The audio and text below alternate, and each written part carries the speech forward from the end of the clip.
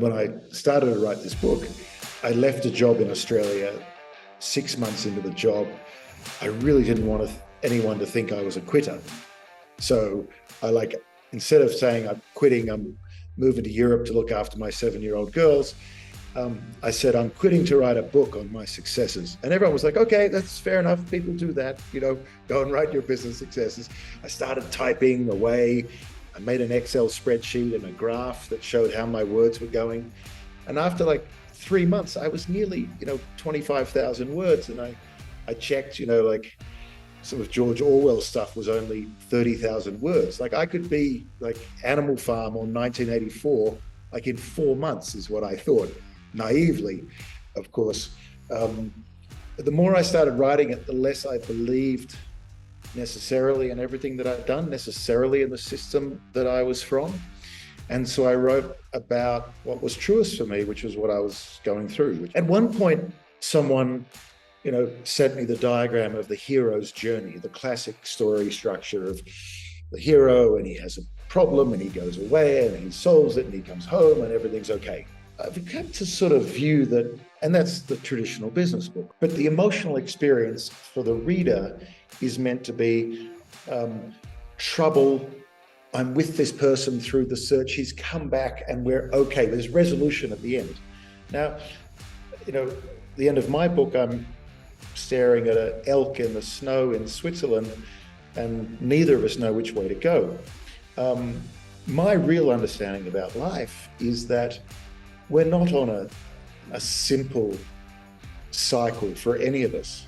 If we think our problems are over the first time we go through depression or losing our job or falling out with a partner, and then from that point onwards, we have come with the wisdom to the village of ourselves and we're all going to be okay, I think we come unstuck. I think we realize that as we get through things, we move on to greater challenges and we'll continue to hit speed bumps.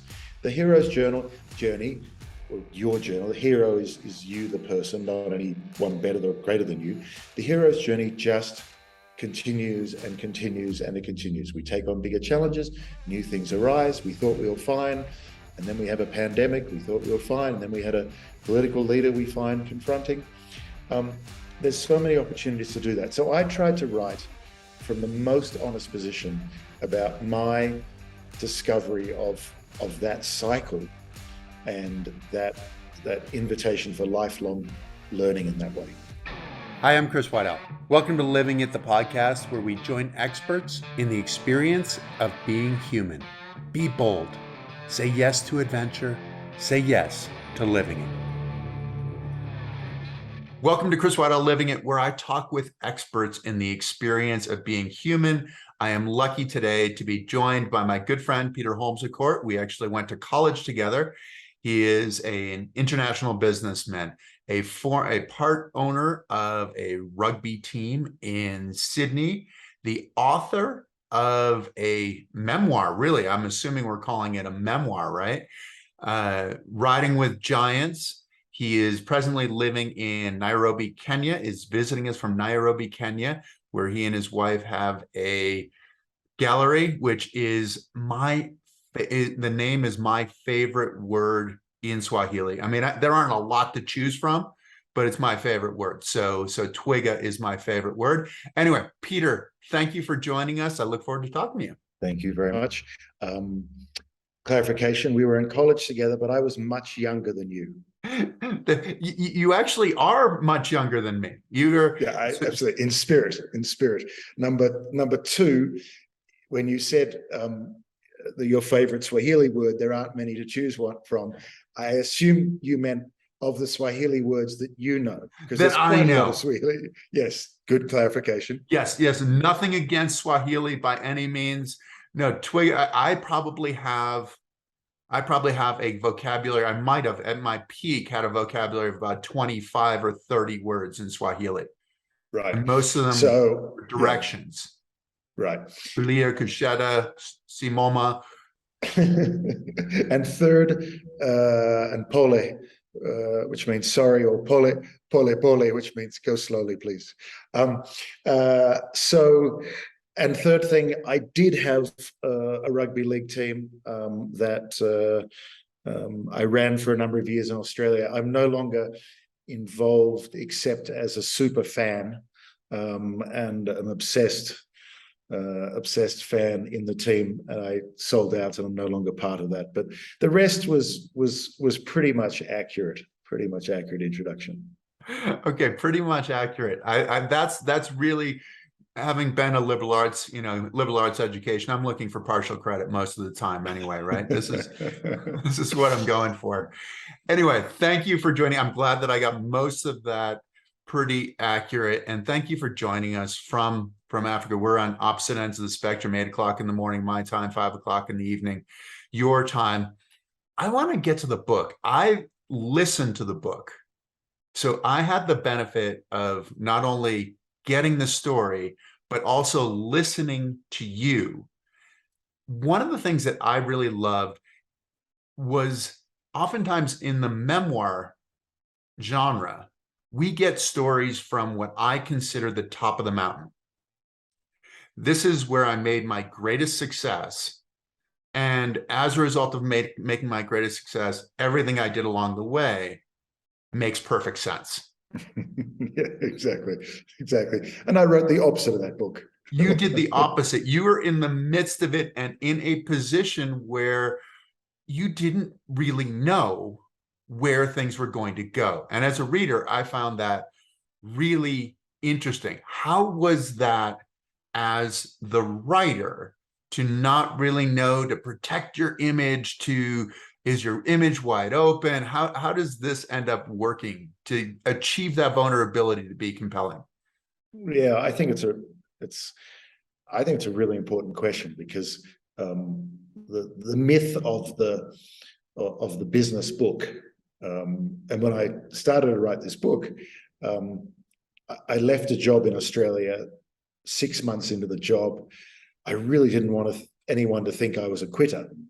So instead of saying I'm quitting, I'm moving to Europe to look after my 7-year-old girls, I said, I'm quitting to write a book on my successes. And everyone was like, okay, that's fair enough. People do that, go and write your business successes. I started typing away. I made an Excel spreadsheet and a graph that showed how my words were going. And after 3 months, I was nearly, 25,000 words. And I checked, some of George Orwell's stuff was only 30,000 words. I could be like Animal Farm on 1984, in 4 months is what I thought, naively, of course. The more I started writing it, the less I believed necessarily in everything that I'd done, necessarily in the system that I was from. And so I wrote about what was truest for me, which was what I was going through, which is uncharted territory, living in a small town in rural France, studying the trades and the history of France as I got to understand the area I was in. At one point, someone, sent me the diagram of the hero's journey, the classic story structure of the hero, and he has a problem and he goes away and he solves it and he comes home and everything's okay.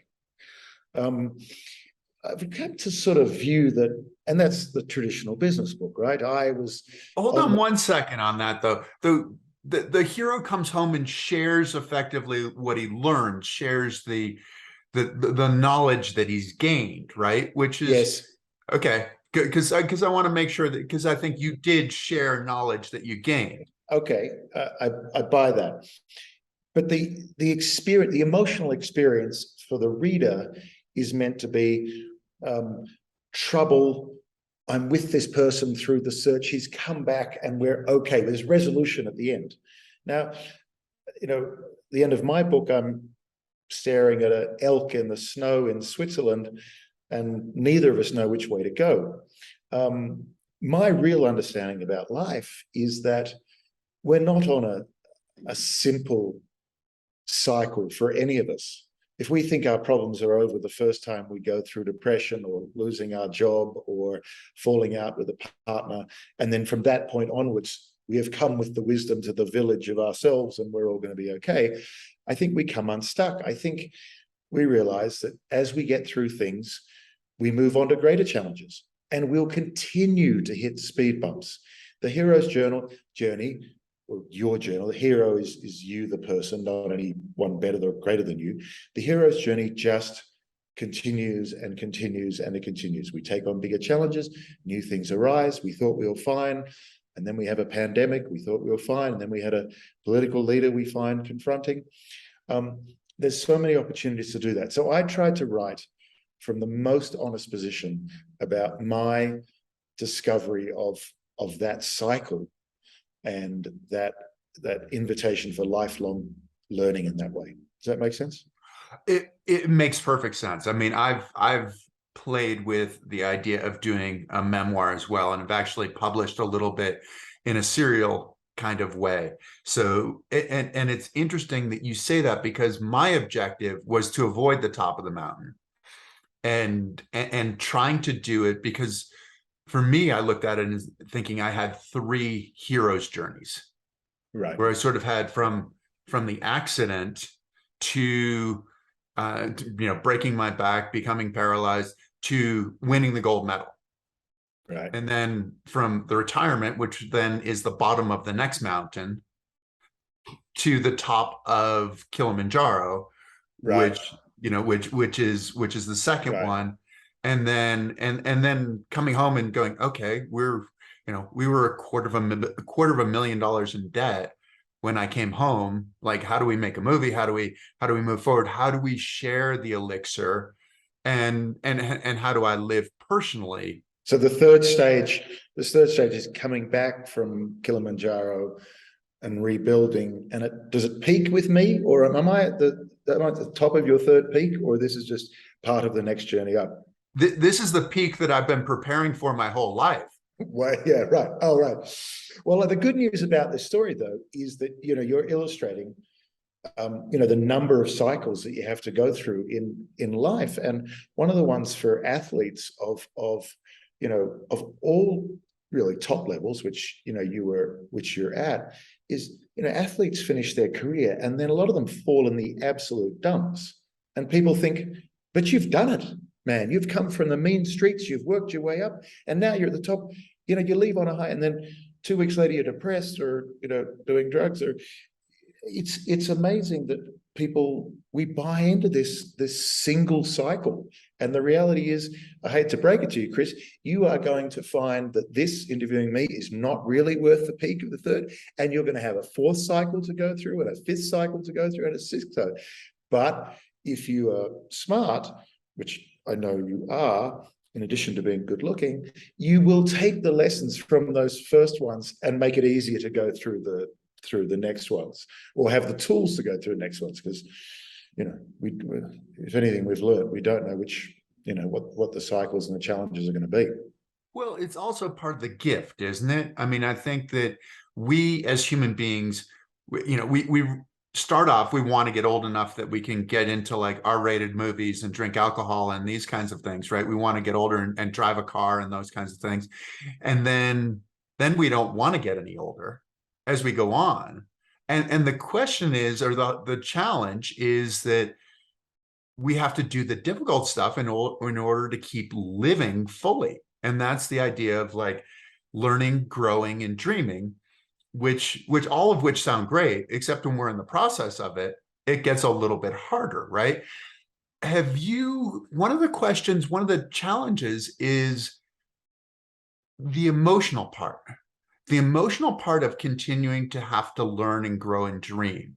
How do you play that emotional part in your personal life and the way that you look at your life? Because sometimes it feels like we should get somewhere, and we should be somewhere, and we should be something. Right. And then you replay what you just said, and you slow it down, and you hear the word should, right? It's all that stuff, right?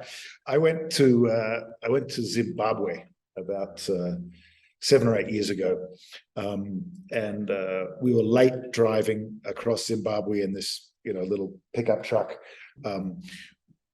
We were going to have dinner with someone that had known my father, and as a consequence, he was in his early 80s, and we were really late, and we didn't get to his house until 11 o'clock at night. We were there to have dinner, He and his wife met us at 11 o'clock at night and said, Peter, please go and wash your hands, take a quick shower if you'd like. We'll have a drink in the living room and then we'll go in for dinner. Right. So I'm sitting down to dinner at 11:30 with a white Zimbabwean man who had lost a number of his farms to land invasions, if you want to call them that, or reappropriations or land distributions, well, whatever you want to call it. For the next hour and a bit, until something closer to 2 a.m, he was there to ask me questions about what was happening in the world and what did I think about this, and had I heard anything when I was in Kenya last or Congo last, and what do I think about what's going on in Australia? The vibrancy of human beings who stay engaged and curious and learning through their lives is just fundamentally different from the vibrancy of those who switch off in a series of shoulds, which very quickly turn into bitterness because they don't turn out that way. I should have this job for life. I should be respected at the clubhouse. My children should know that I'm intelligent and know everything. Well, I agree with that one, actually. But the point is, any of that should stuff just leads to unhappiness, and it comes so quickly. It's as if you have to have your head in the sand to not realize this whole planet, the human ideals and culture is moving on so fast. And the most fun part to be part of is to be addicted to growth, to personal growth, to learning. And that's where the fun stuff lies. Is this part of the evolutionary process? It's interesting, as you're mentioning the shoulds, having done a little bit of research on you. I mean, and tell me if my research is correct. So your father was the first billionaire in Australia? Is that correct? That is reported. That is reported. Okay. That is reported. It's not actually true, but it doesn't take away from the fact that for a short time in the 1980s, less than 12 months, the shares of the company that he ran and owned part of meant that on paper, not that he could ever sell those shares, his assets were worth in excess or close to what was then $1 billion Australian dollars. So in that sense, it was true. In the other sense, was there others before him? Yes. Was he an immigrant who came to Australia and worked his way up from $23,000 to quite a lot more than that? Yes. Was he also a man who died when he was 53, who put everything, heart, body, and soul, into what he was doing and didn't stay around to spend much time with his kids? So yes, those are factors, and his experience and my growing up with having him as my father was very much part of my experience in life. You are 53 right now as well, right? Yes, but I'm fit. I'm fit and look after myself and have no intention of going the way you went. Yeah, that's kind of interesting thing. When I got to 53, I thought it wouldn't impact me, but it has. It's a marker, it's a time. It's made me think a lot about him. But I made a decision very early on that I was going to live my life in a different way. And I don't want that to be disrespectful to him. I don't want to say that, I chose to be, different. What he did was wrong. What he obviously did was right for him. That was his journey. That's what he was on. And so I think, I've chosen to live my life a different way. It's interesting though, too, isn't it? Because our parents, our world around us is what we know, right? That insular community is what we know. And we have oftentimes two choices. One, we do what they do. And two, we try to do the opposite of what they do, which, being a parent, I would imagine that there are quite a few times that you said as a kid, I will never, ever do this. And then you find yourself with your own children doing exactly the same thing that you said you would never do. But but looking at the, because there's an obligation in some ways, right? Your father, built himself from nothing, and then your mother, in a lot of ways, was more successful than your father, and then being the firstborn boy, right? The firstborn male, the responsibility of moving forward. How do you, because you said you early on made that decision that you didn't want to do what he did, but you also did the education, the boarding school from the Right, time that you were little. right, right. I know you from Middlebury, which was a great English, college. economics degree, law degree, went into investment banking. Okay, so I did start down that track. Hold on, there was economics and theater, I believe, as well. Yeah, There's a yin and yang going on. there was that part of me which was trying to bust out and be a bit more creative, but that felt that I couldn't do it. Right, which felt it wasn't the right thing for me to do. I definitely felt that through my younger years. I felt really, committed to doing what was right, up to and including when I went to Oxford. I read law at Oxford, and I started Oxford a month after my father died, and I remember thinking, family business is in need of help. I've just lost my father. I'm sure that I could be doing better things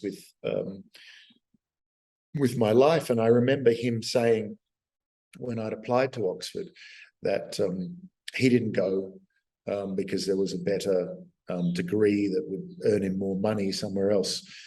I think at the time it was a forestry degree in New Zealand, and he took that instead of Oxford. But so in terms of intergenerational obligation, like I think I felt I had to go to Oxford because he didn't get a chance to do that. So there's no doubt I had. And was it for him that he didn't get a chance to do it, or that you were doing something that he didn't do as well? Because there's a part of it, you've got to put your stamp on it too, don't you? You're like, hey, I'm good enough that I can get into Oxford. Like this is the pinnacle, right? Yeah. Wow. Separating those things is pretty hard. The reality is you put them all in the same, all in the same pot, stir it and bake it, and you can no longer tell the ingredients once you're eating it. You can't take the constituent parts apart. And I think, look, what I did feel, and I felt it. We went to college, in Vermont, went to a little liberal arts college that was quite expensive in those days and is very expensive these days. And I felt from the moment I got to that college how fortunate I was. I mean, the place looked like a holiday resort. Every single person was good looking. The weather was, except for mud season, it was beautiful in the fall. Skiing opportunities in this winter, sometimes not, but it was so beautiful, and the opportunity to learn. I felt so fortunate to go to Middlebury, and then I went to Oxford, and it was again to break apart what the constituent elements were. I was so fortunate. There I was walking in the same corridors where the greatest thinkers had. There I was working where the greatest scientists were working. And I think, tying back that point about lifelong learning and is often tied to being grateful for where you are and what you've learned, which makes you excited about the next thing that you'll learn, and the next thing you'll learn, and the next thing you'll learn. And so I think in that way, I really have a lot to thank America, Vermont, and Middlebury for, having had a pretty lousy high school experience. Lousy sort of code for institutionalized bullying and vaguely cloaked sexual abuse. Had a pretty lousy high school to go into the opportunity and the best of America, which is that anyone can do it type of style and belief. Totally speaking from the privileged person who goes to a college in Vermont at liberal arts college. That's privileged, I get it. But it still had that American drive and freedom, and completely rocked my world and shaped my life. And people who believed in you, I assume, as well, which was probably an interesting step. Well, I got to tell the sort of funny side of that story is that I arrived at college the summer after Crocodile Dundee was in the cinemas in America. And so I'd been a dweeby kid at high school in Australia from the wrong state, and the wrong part of the country. And I walked into college in America with this. I think my accent got broader when I arrived. I think I was, basically, wearing a crocodile belt and a knife wherever I went. Suddenly I was cool for the first time in my life. I'm not sure I've ever been as cool as I was freshman week at college. So it was nice to have that. B, an exceptional group of teachers who, supported, me, because I just took on everything I possibly could, whether it was student government or playing rugby or acting or economics or theatre. I just took on everything I could, again, in the bounteous, wonderful opportunity that we had. Right. And obviously also being able to go back, like with your book, and revisit relationships with your professors. So like Professor Claudon was one of your one of your consultants on the book. Would it be a consultant? Would it be a reader? Yeah, absolutely. Economics professors, a couple of economics professors from Middlebury who were able to correct me. This was a polite way of saying it, or guide me in the way of other things. So, I think that how long-term relationships with people that you water sometimes, you drop in, are also a pretty powerful thing in life. When you're able to go back to university professors or your first employers or your first people and stay in contact to see what wisdom they can give about what you're doing or who you are now or who you were then, to really understand yourself. I think that's a super helpful thing. When you left Oxford, there are a lot of different things. I mean, we've talked a little bit about the family aspect. We talked about the institutional bullying in high school, the being embraced in college, the having a great opportunity and a great responsibility in having been afforded this kind of education, both from Middlebury and from Oxford. When you go out on your own with this bundle of stuff, what do you say? I mean, because you've gone on the production side, you've talked about investment banking, there gets to be a rugby team. What's the competitive side of you that says, this is how I'm going to do it? This is how I'm going to establish who I am as a person. Did that go through your mind? Well, I mean, I think, if we go back to my father, you mentioned my mother, both of them were socially liberal. I think you'd say my mother was politically liberal and socially liberal. My father was more politically conservative, but socially liberal. Both were very much from the school of those with privilege or opportunity. A lot is expected of. I mean, that was just, I really felt that was in our family. It was in the water at home. You have opportunity, you have privilege, and with that comes great responsibility and a commitment to our society. And in every job that I did, every job I've done, I've made social responsibility a core part of the organizations that I ran, and not a bolt-on social piece, not a bolt-on. What do you mean by social responsibility? What I mean is you cook it into the values of an organization that doing good is just good to do for your business, for the people who work for you, and for your customers. I think about, when I was in the production company, one of our proudest moments is we produced the first Aboriginal woman on stage in the Sydney Opera House. I was like, how good's that? Someone put an opera house on an old Aboriginal man's land, and the world comes and looks at it and forgets who was there first. And now here's an Aboriginal woman standing on the stage doing a one-woman show.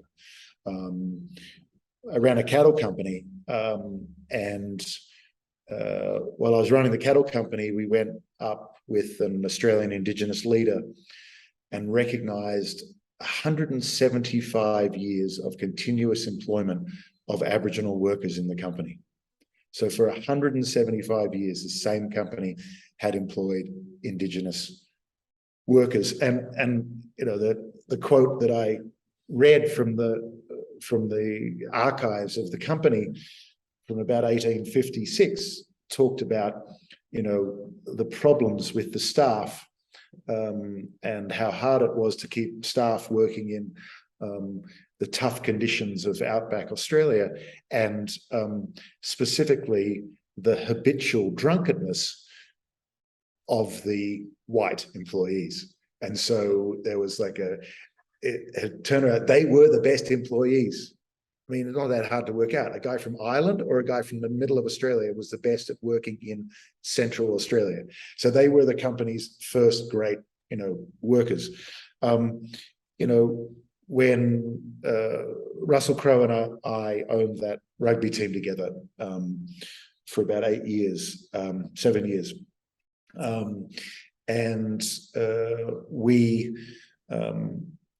We put through a number of programs to really tie our players to what the club was doing in the community for a virtuous circle that has never been stronger, where the players getting to see what an impact they would have in the community had such an impact on the players themselves as people, to see improved player behavior, improved what was happening in the community, and improved the support for the team.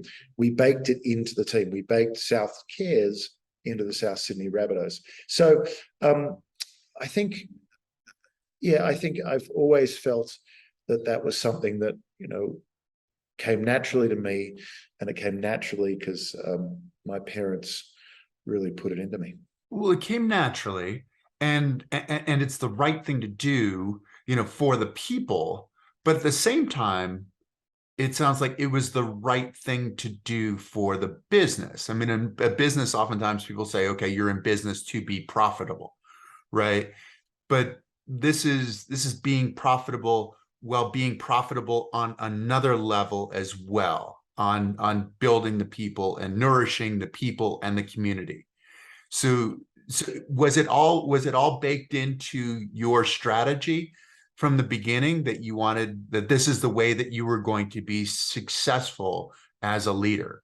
Interesting question. I think that it just appears that the best way to run a business is to do good for your people, your community.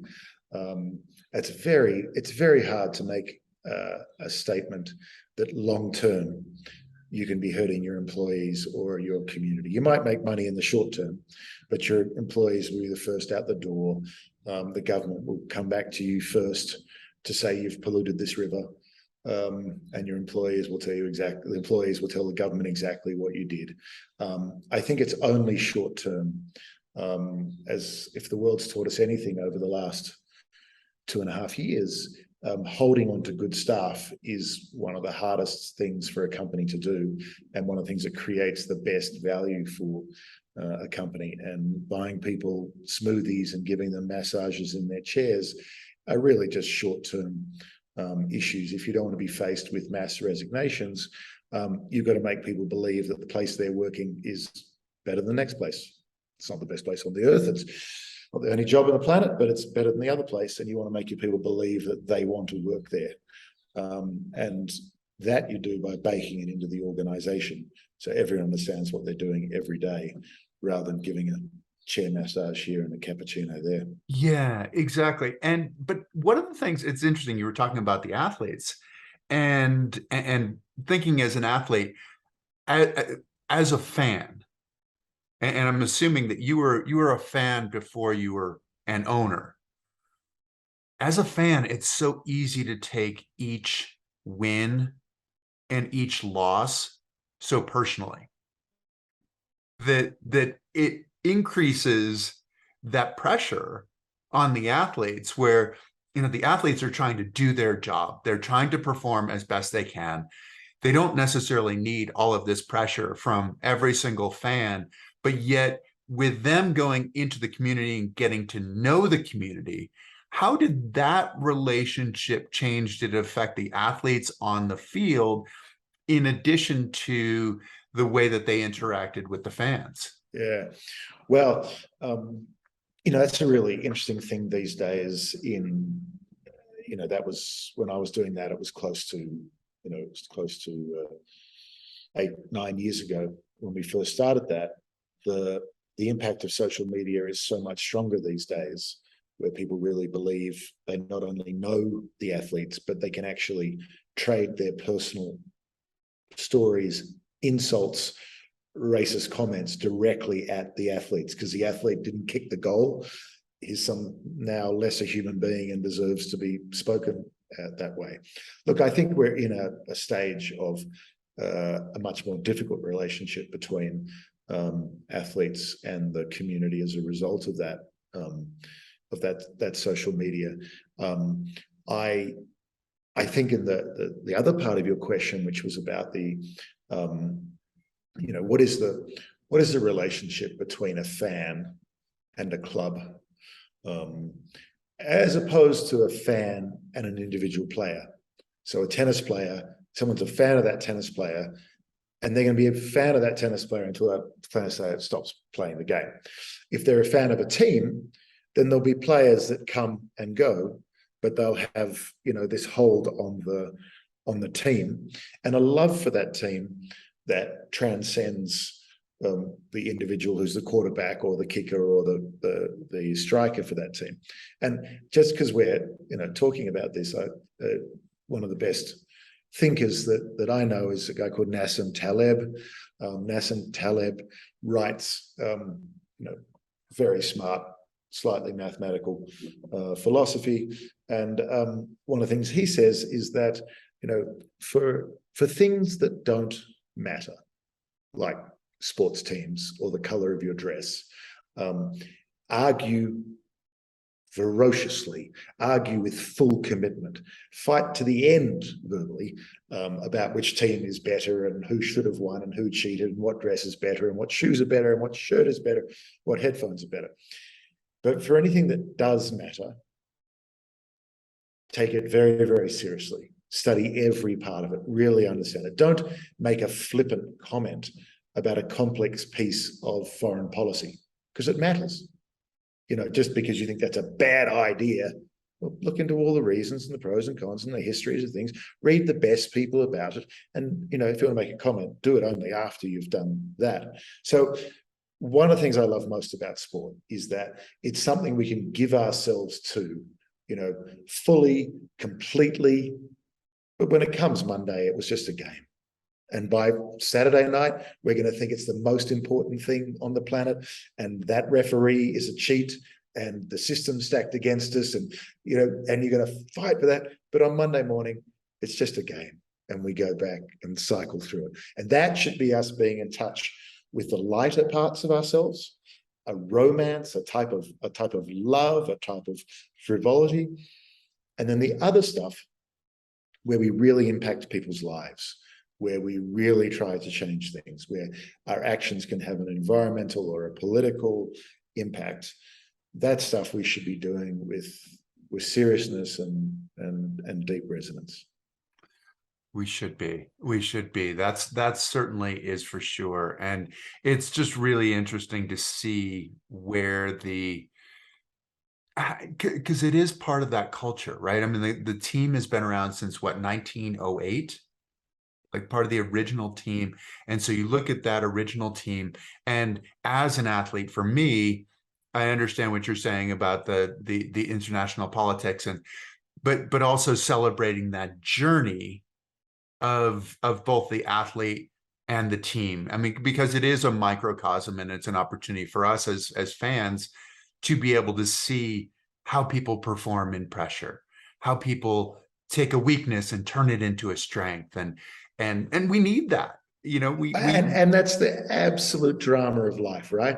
This is the best player in the world, but he missed a simple throw on the buzzer. How can that even happen? Right? Of course he makes every shot. No, he doesn't, because he's under pressure, because something else was going on.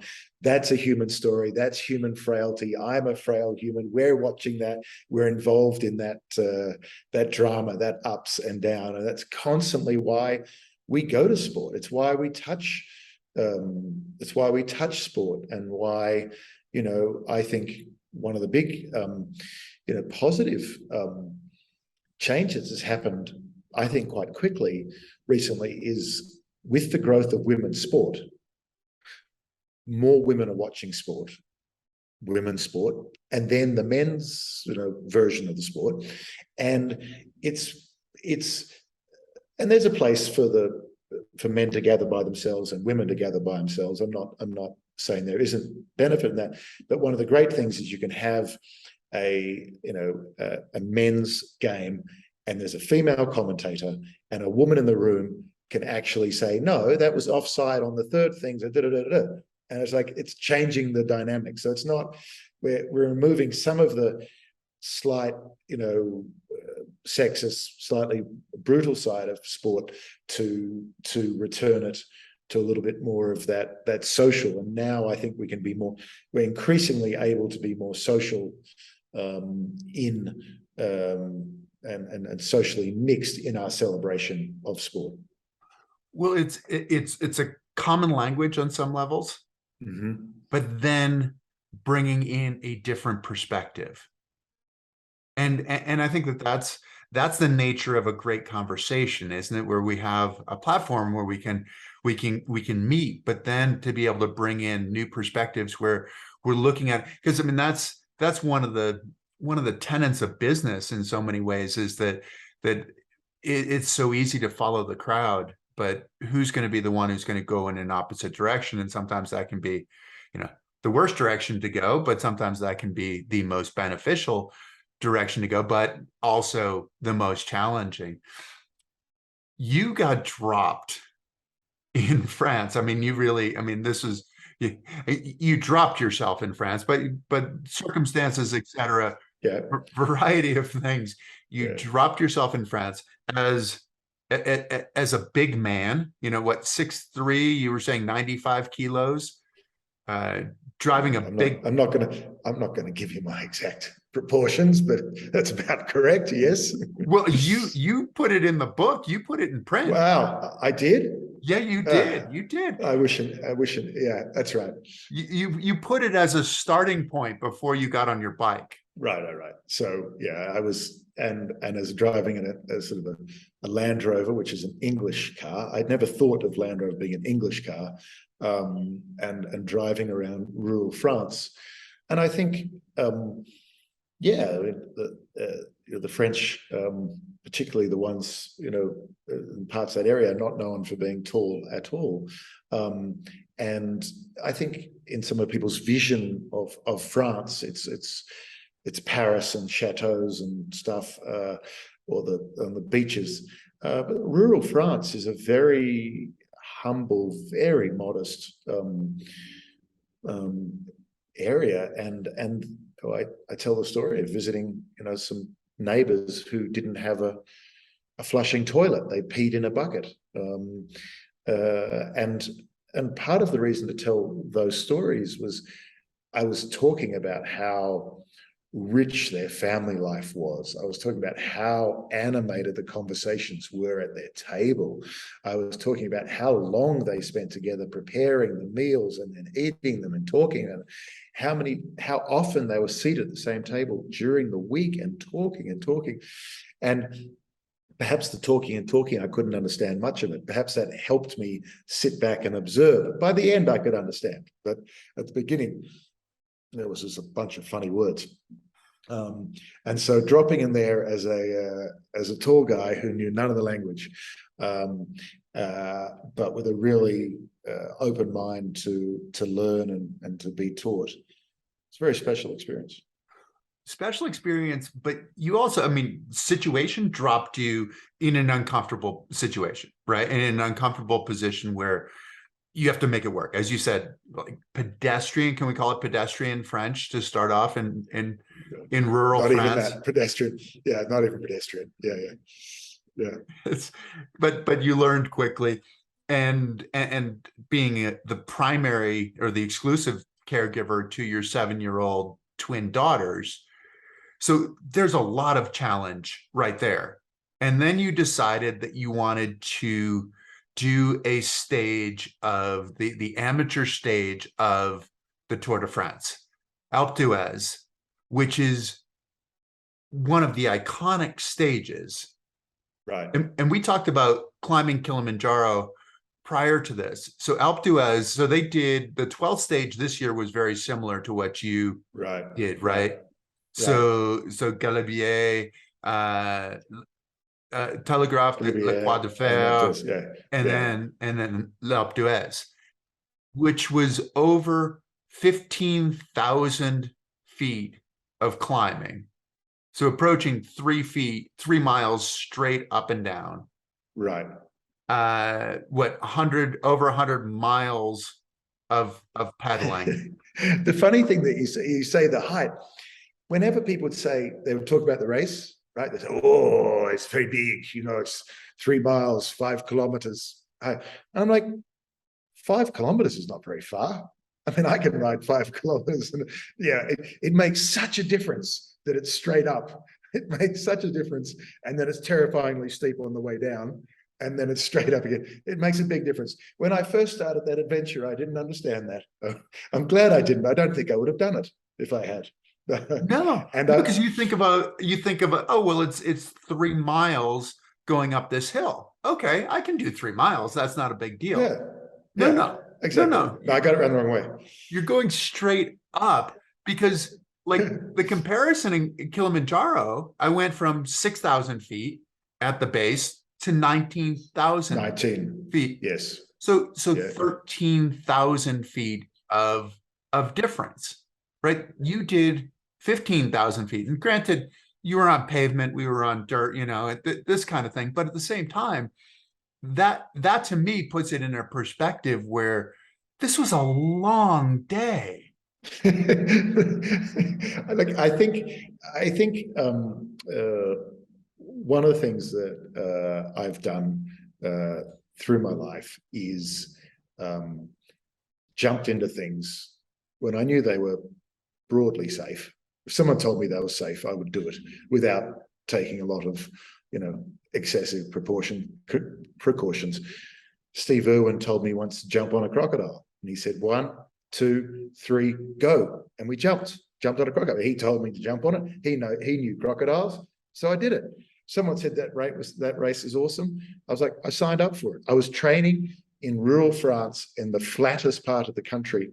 One of the stories I wrote in my book is I took the seat off my bike so I couldn't sit down, because I figured that was the only way I'd stay up on the pedals.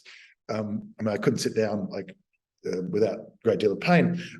So I took the seat and the post off, and I just rode and rode and rode to try and mimic what it's like to ride up mountains. And we established that you are not built like a mountain climber. No, I was built. Yes, I'm sort of heavy for that. You could have been a sprinter. I mean, like if you had that turnover, you could with your build, you could be a sprinter. But those guys are more like jockeys practically. I But mean, they are. as far as I'm concerned, they're cheating. They're absolutely cheating. They're not by not having any bodies above the waist, being like a set of lungs and thighs. I think that's not fair. Okay, and so yeah, I was upset with that. That is hysterical. So you took your seat off your bike to train. You Yeah. prepared.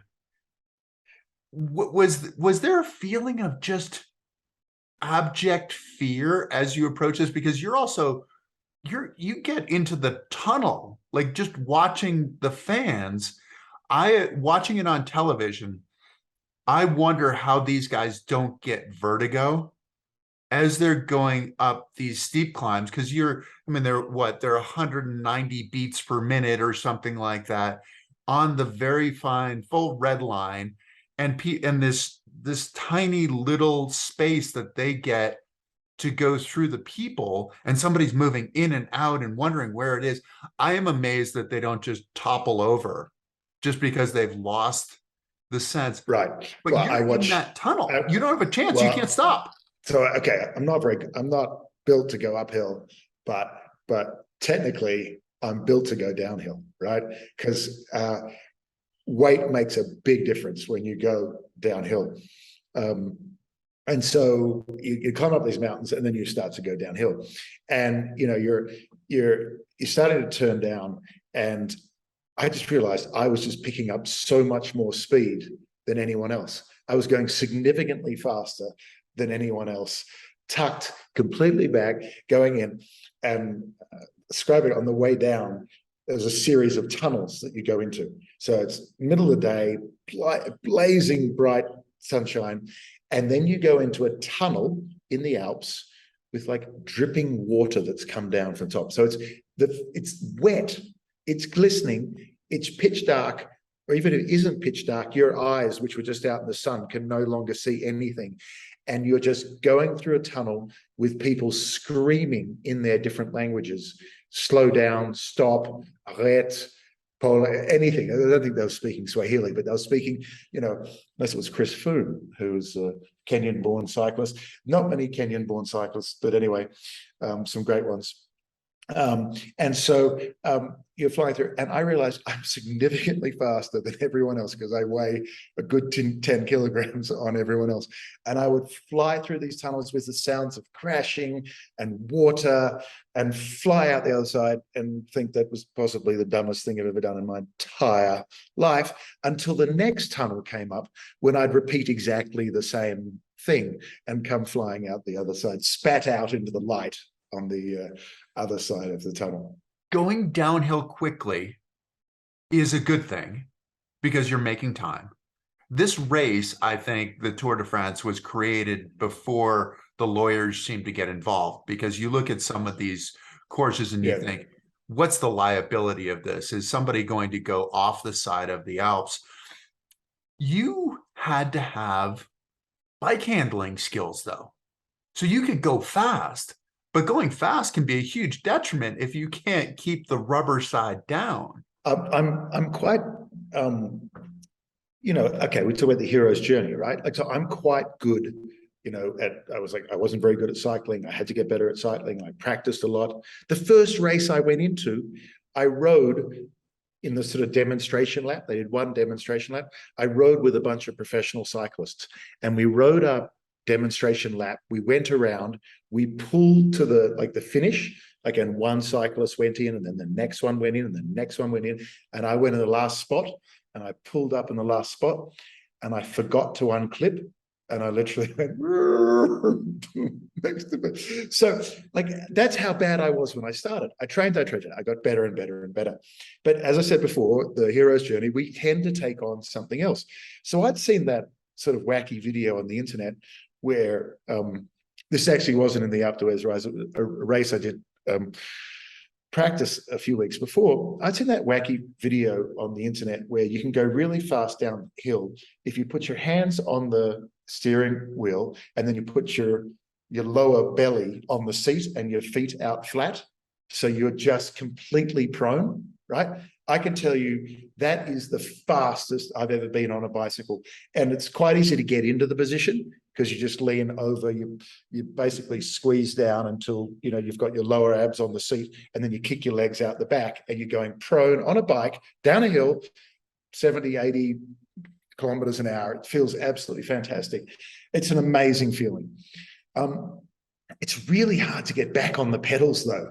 So I was in the I hadn't, there wasn't a video on the internet, that shows that, doesn't say what happens next. And so I was stuck prone, trying to get legs into impossible positions. And I couldn't get my leg around to get on the bike, and I was stuck flying down the hill, sort of screaming, which people who heard me afterwards thought I was squealing from joy. No, I was squealing out of being terrified. So the point is, you learn a skill, you get better at it, and then the idiot takes on another challenge, which is to ride prone down a hill, and you have to go through the process of learning that.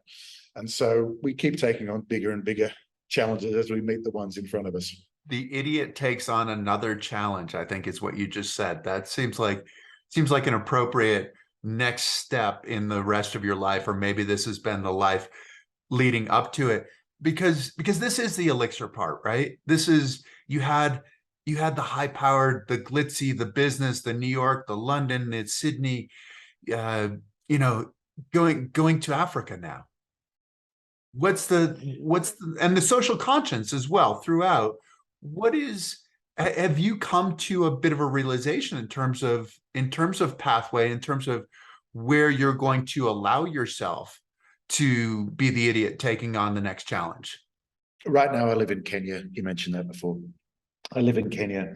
There's a really exciting thing happening across Africa. Not in every country. All African countries are countries. It's not the continent made up of countries, and there's many countries where so much good is happening. I think broadly, if people understand that African independence came, you know, from the colonial powers, came on the whole, you know, between the 60s and the 70s, Ethiopia later, apartheid in South Africa ending later. But the sort of the period where there was the greatest change was the 50s and 60s. And a lot of what happened after that in a lot of countries in Africa was really a replication of the colonial system, with just another person in control who happened to be born there. And there wasn't as much change as the people wanted to take place, which is usually what happens in the revolution. People have in any revolution, they have a view that everything will change, and sometimes it's just rearranging the deck chairs. But then after a while, we're talking now about, you know, the second and third generation of Africans that have grown up in a free country, in their country. And you're seeing such an exciting explosion in the creativity.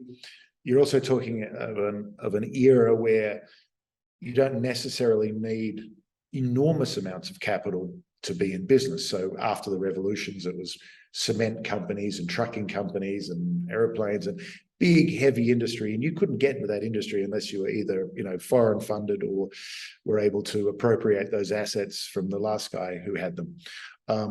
Now you're seeing people doing little startups, doing little things.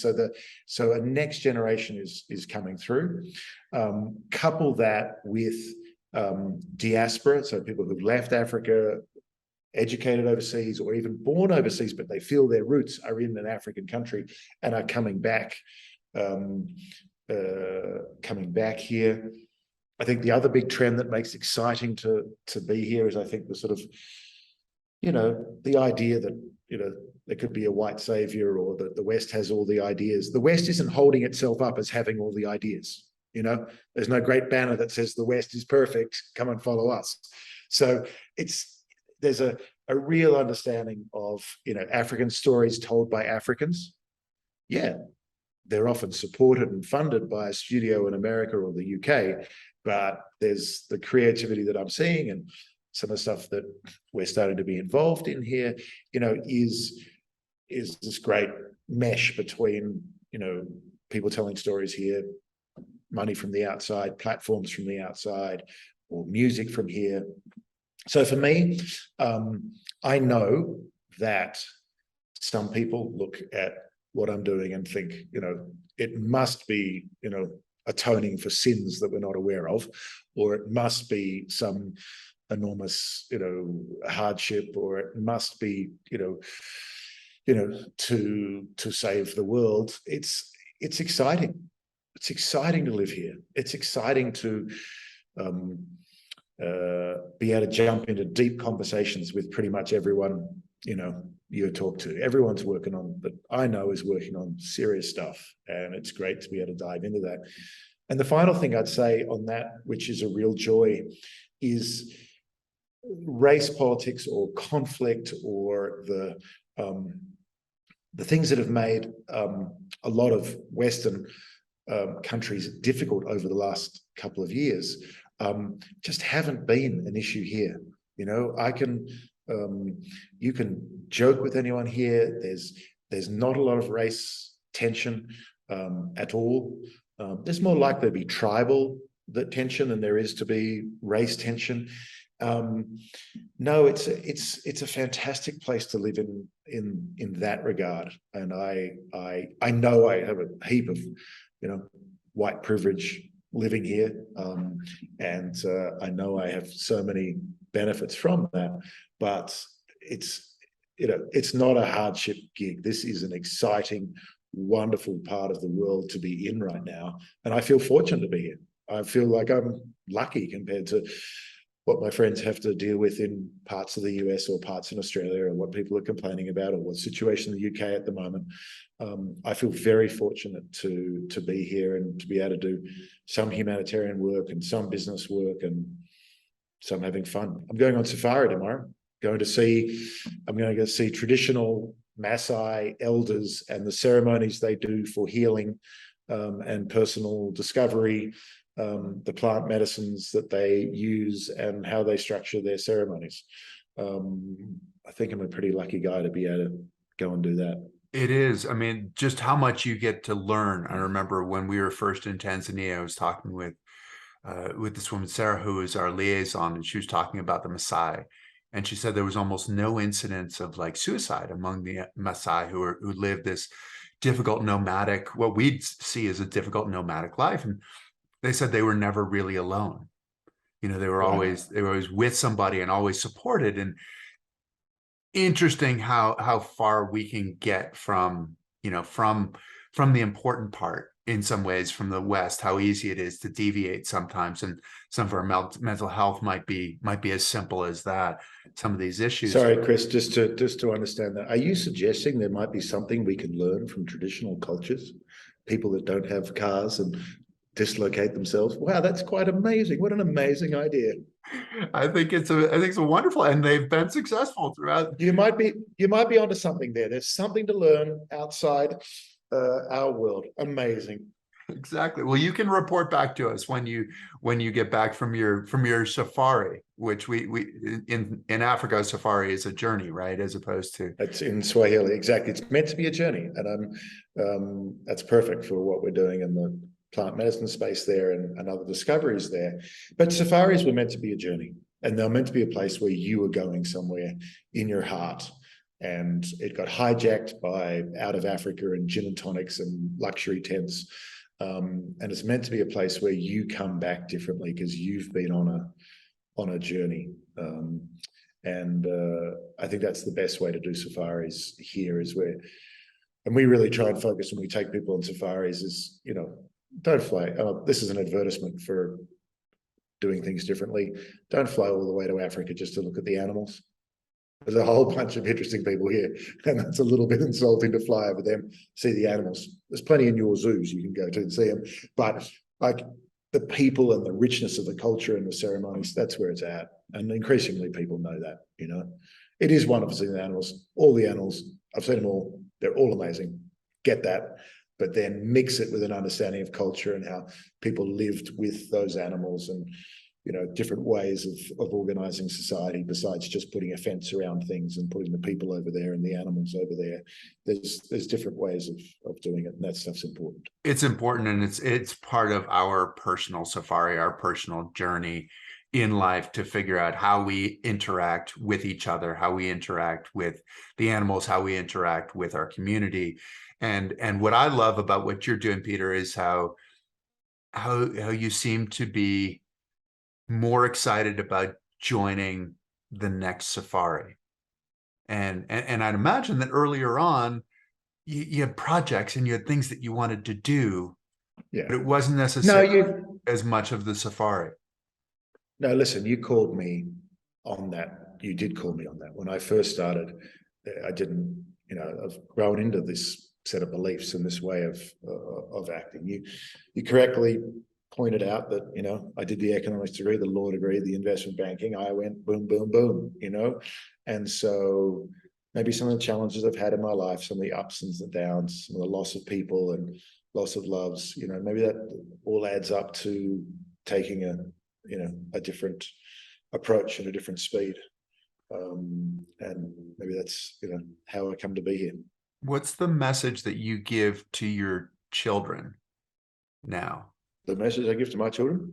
Yeah, I mean, I tell you, I've had a bunch of them, kids, and it's a bit of a tangent from what we're doing. It's just like, I'm proud of them and I love them, and I don't know if there's anything else that I need to say. I'm proud of them and I love them. I'm proud of them and I love them for whatever choices they make,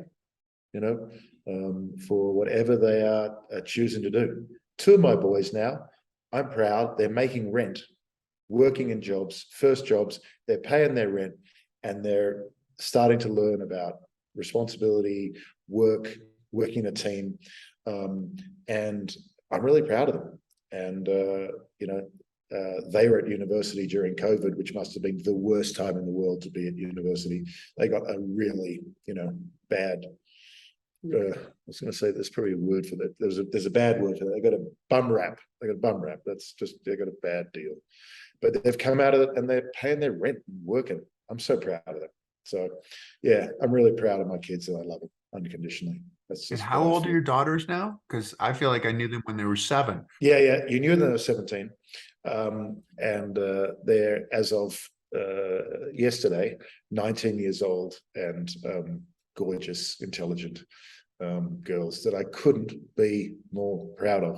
So I just think that's what I've tried to do with my kids, is just tell them how much I love them as they are, where they are in their lives at that stage. And I've tried to do that for all my kids the best way I could. Well, I hope people get a chance to either read your book or listen to your book, because you do a tremendous job doing the narration for your own book, which is, I love it when authors do their own narration, but I also know that that's not an easy thing to do. That's a challenging thing to do. So kudos to you. You did a tremendous job in that. Thank you. But I'd love people to tune in for the journey that you went on, for the safari that you went on, but also the interplay between you and your daughters, and really how you were both leading each other and supporting each other, and how 7-year-olds had a lot to teach you as a middle-aged male. So thank you, Peter, for joining us, for taking the time. And who's middle-aged? Are you talking about yourself? I'm young, middle-aged. You were so much older than me at college. Just one more thing before we go. How come I've got no hair and you have just like perfect hair? How come that? Is that even fair?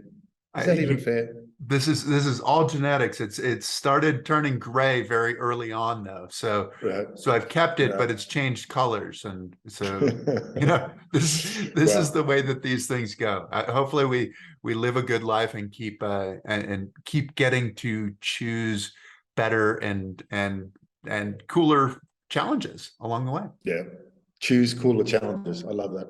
I love that. Thanks, mate. Thank you so much. Really appreciate it. Thank you to all of you for tuning in. I hope you enjoyed it. If you did, Please tell your friends to tune in, that we'll have another great guest next week. Please follow us, please like us, and we will do our best to bring great stories to you. Thanks very much. Thank you for joining us. Please subscribe to Chris Waddell Living It for more stories on the adaptive community, the Paralympics, artists, athletes, entrepreneurs, experts in the experience of being human. Also follow us on Spotify, Apple, Facebook, and Instagram. I look forward to seeing you next week.